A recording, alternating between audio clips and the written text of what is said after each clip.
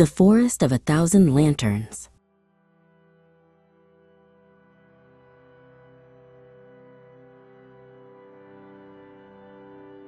In the bustling town of Lumenville, once a year, the streets would fill with glowing lanterns of every color: gold, red, blue, and green.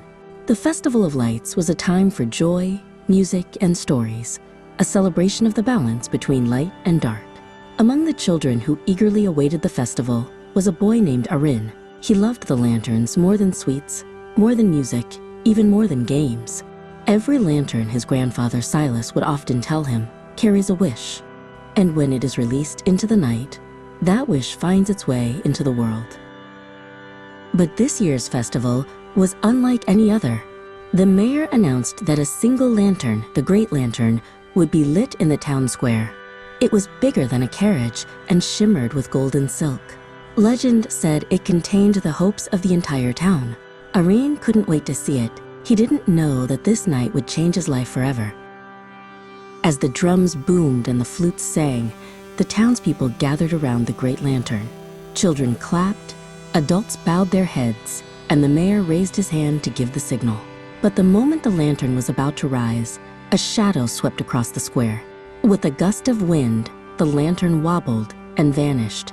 Gasps filled the air. "It's stolen," someone cried.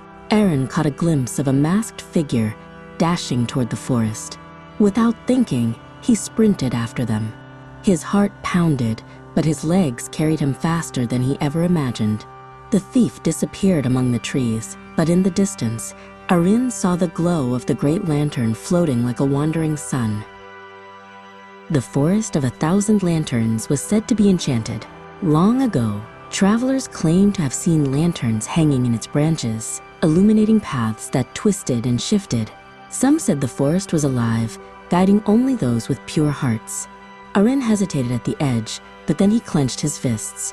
"If I don't get the lantern back, the festival will be ruined, and everyone's wishes will be lost." With a deep breath, he stepped into the shadows. Immediately, lanterns sparked to life above him, hundreds, then thousands, glowing softly like stars trapped in the trees. The path twisted strangely, as if the forest itself wanted to test him. As Aaron walked deeper, he heard a rustle in the bushes. A silver fox with eyes that gleamed like lantern flames stepped out. "Well, well," the fox said, bowing gracefully. "A child in the Forest of Lanterns. What do you seek?" Aaron blinked. "You can talk." "Of course," the fox smiled. "Everything talks in this forest, if you care to listen." Arin quickly explained about the stolen Great Lantern. The fox tilted its head. "Ah, the thief runs toward the hollowed clearing. But beware, this forest tests more than your legs. To pass, you must answer me. Why do you chase the lantern? For glory? For reward? Or for something else?" Aaron thought carefully.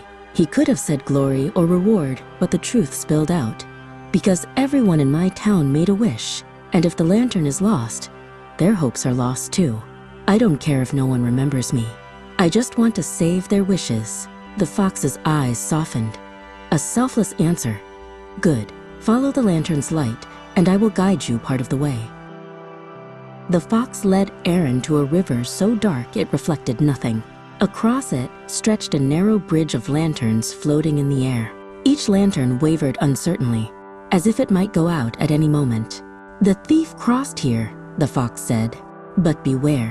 If your heart wavers, the lanterns will vanish." Arin stepped onto the first lantern. It swayed under his foot, but it held. He kept his eyes forward, remembering the faces of his family, his friends, and the children laughing at the festival. Step by step he crossed, even as the river whispered doubts. "You are too small. You will fall. You can't do this." But Arin answered aloud, "I can, because I'm not doing it for me." With that, the last lantern carried him safely to the other side. In the hollowed clearing, Arin finally saw the thief, a masked stranger, kneeling beside the Great Lantern. "Stop!" Aaron cried. The stranger turned. Beneath the hood was not a villain's face, but the face of a young woman named Alara with tired eyes. She looked barely older than his sister. "Why did you steal it?" Aaron demanded. Her voice trembled. "Because my village has no lanterns, no festival, No hope. I thought, if I took this lantern, maybe our wishes would be heard. Arin's anger softened to pity. She wasn't evil, just desperate. Still, he shook his head. But this lantern holds hundreds of wishes. If you take it, you'll break the hearts of my whole town. Tears filled her eyes. And if I don't, my people will remain forgotten. For a moment, a heavy silence hung between them.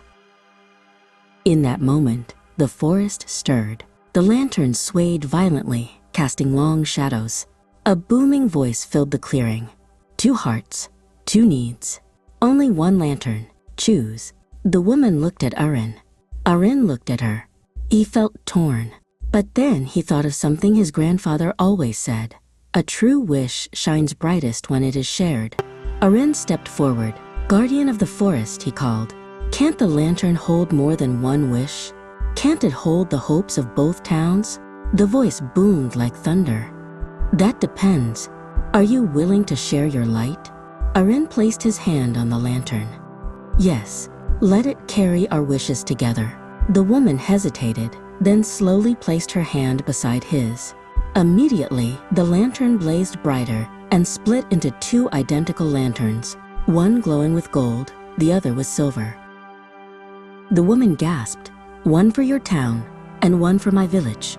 The forest whispered in agreement, the lanterns swaying gently.